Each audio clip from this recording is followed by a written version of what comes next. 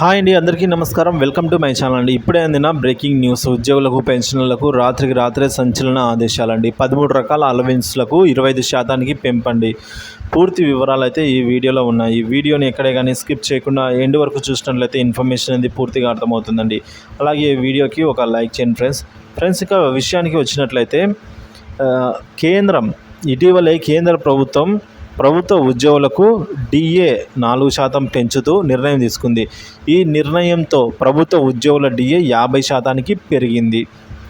దీంతో పదవి విరమణ పొందిన ఉద్యోగులకి కూడా డిఆర్ఎస్ రిలీఫ్ అంటే డిఆర్ని కూడా 4%కి పెంచడంతో అది కూడా 50%కి అయితే చేరుకోవడం జరిగిందండి.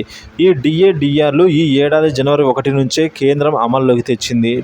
డిఆర్లు 50%కి పెరగడంతో పాటు ఉద్యోగులకు అందించే 13 రకాల కొన్ని అలవెన్స్లు, ప్రయోజనాలు వంటివి పెరగాలని 23% మేర పెరగాల్సి ఉందని కూడా పలు నివేదికలు వెల్లడించాయండి. ఈ మేరకు జూలై 4న సిబ్బంది శిక్షణ వ్యవహారాల విభాగం అయితే ఓ సర్కులర్ని జారీ చేసిందండి. ఇక గతంలో ఈ డిపార్ట్మెంట్ ఆఫ్ ఎక్స్పెంచర్ జారీ చేసిన ఉత్తర్వులపై దృష్టి సాధించామని, డిఆర్ఎస్ అలవెన్స్ను 4% పెరగడంతో 50%కి చేరుకుందని సర్కులర్లో పేర్కొందండి. 2024 జనవరి 1 నుంచి ఇది అమల్లోకి అయితే వచ్చిందని, దాని ప్రకారం అలవెన్స్లు చెల్లింపులు ప్రస్తుతం ఉన్న ధరల కంటే కూడా 25%కి పెంచిన రేట్లలో చెల్లించవచ్చు అని సిబ్బంది శిక్షణ వ్యవహారాల విభాగ సర్కులర్లో అయితే పేర్కొందండి.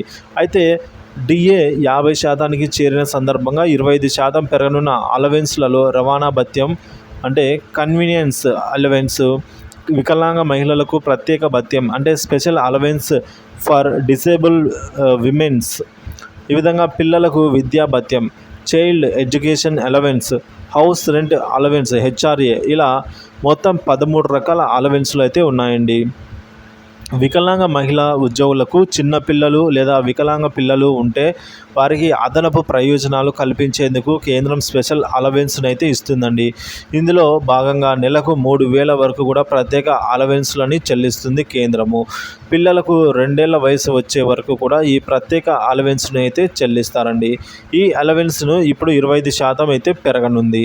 దీంతో వికలాంగ మహిళా ఉద్యోగులకు మరింత ప్రయోజనం అయితే చేకూరనుందండి. అలానే కేంద్ర ప్రభుత్వ ఉద్యోగుల ఇద్దరి పిల్లలకు హాస్టల్ ఫీజు మీద సబ్సిడీ అయితే అందిస్తుందండి కేంద్రము. నెలకు 6,750 రూపాయల వరకు కూడా చెల్లిస్తుందండి. ఒకవేళ పిల్లలు దివ్యాంగులు అయితే కనుక వారికి దానికి రెండింతలు అయితే ఉంటుందండి చెల్లించే అమౌంట్. నెలకు 4,500 వరకు కూడా అయితే ఈ చైల్డ్ ఎడ్యుకేషన్ వంటివి కూడా 25%కి పెరగనున్నాయండి. ఈ మేరకు శుభవార్తనైతే అందించిందండి ప్రభుత్వము.